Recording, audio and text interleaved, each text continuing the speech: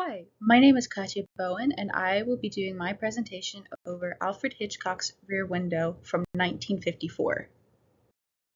A quick synopsis of The Rear Window is that after suffering a broken leg, Jeff Jeffries begins to people watch through his rear window. The neighbors that he is watching behind his apartment building live very idyllic and romanticized versions of American life. One night, Jeffries hears a woman scream from her apartment window and becomes convinced that the killer is the husband of the woman who screamed, Lars Thorwald.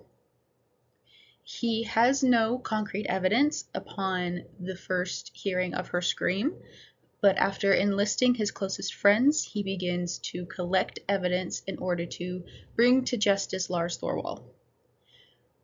When his girlfriend Lisa goes in to attempt to bring this evidence forward to the police and capture Lars as he attempts to escape, Jeffries jumps out of his window, which consequently breaks his other leg, but does give the police enough time to capture Thorwald for the murder of his wife.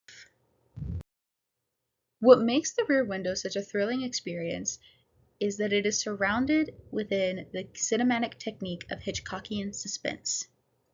Hitchcockian suspense is a cinematic technique that keeps the audience in a heightened state of anxiety throughout the duration of any one of Alfred Hitchcock's films. Hitchcock was able to create this level of apprehension with his modes of camera work and camera angles, limiting the audience's visibility, creating prolonged senses of tension, and letting the audience know of oncoming danger, yet leaving the characters in the dark to discover said danger later on. Hitchcockian suspense is utilized in The Rear Window by its limited point of view. The audience can only see what Jeffries is seeing through his camera lens or through his rear window. Therefore, when the chilling scream of the woman being murdered is heard, the audience is left completely in the dark, as after the murder has commenced, the only thing seen through the Thorwald's window is a man lighting his cigarette. As the movie continues, it begins to delve into a psychological thriller, as the audience now has to decide whether or not Jeffries has begun to go mad in his confined state, or if what he is saying is valid and Thorwald really is the murderer.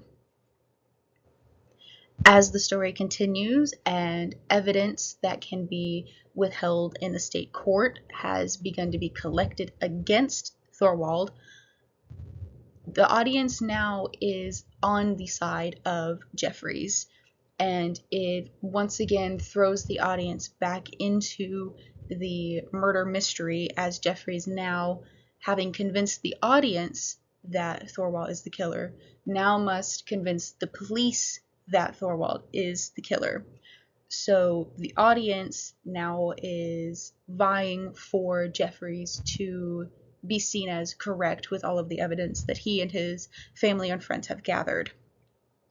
It is a very anxious back and forth, as Hitchcock only reveals enough information from scene to scene that he feels the audience needs, which is why at the start of the movie the audience is unsure if they can trust in Jeffries when he exclaims that Thorwald is the killer and that he has murdered his wife.